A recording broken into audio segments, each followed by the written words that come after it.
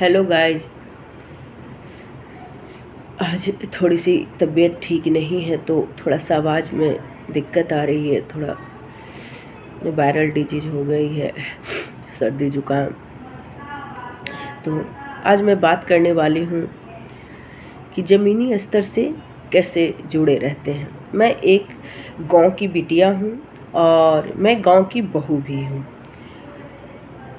तो मैं बहुत अच्छे से जानती हूँ, बहुत अच्छे से सीखी हूँ वहाँ पर कैसे क्या हर विधि रिवाज से कुछ भी काम होता है तो किया जाता है, कैसे लोगों से जुड़ना, कैसे लोगों को भाव देना, सब कुछ जानती हूँ मैं।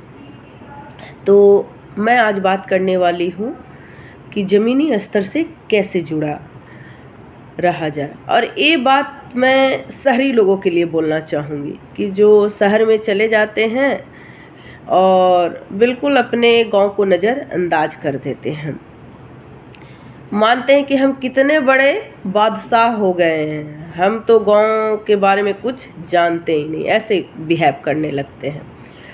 तो मैं आज उन्हीं के बारे में बात करना चाहूँगी, शहरी लोगों के बारे में, कि कैसे आप लोग भी ज़मीनी स्तर से जुड़े रहिए। तो जो गर्मा गर्म बरसात में जो भुट्टे खाने का मज़ा है वो कुछ और में मज़ा नहीं है साहब।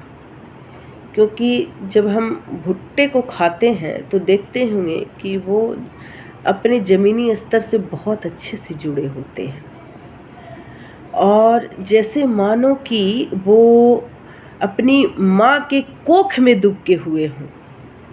और जैसे ही वो भुट्टे पक जाते हैं, मक्के बन जाते हैं, तो मक्के की दाना को जब हम अलग करते हैं तो वो घर से बेघर हो जाते हैं।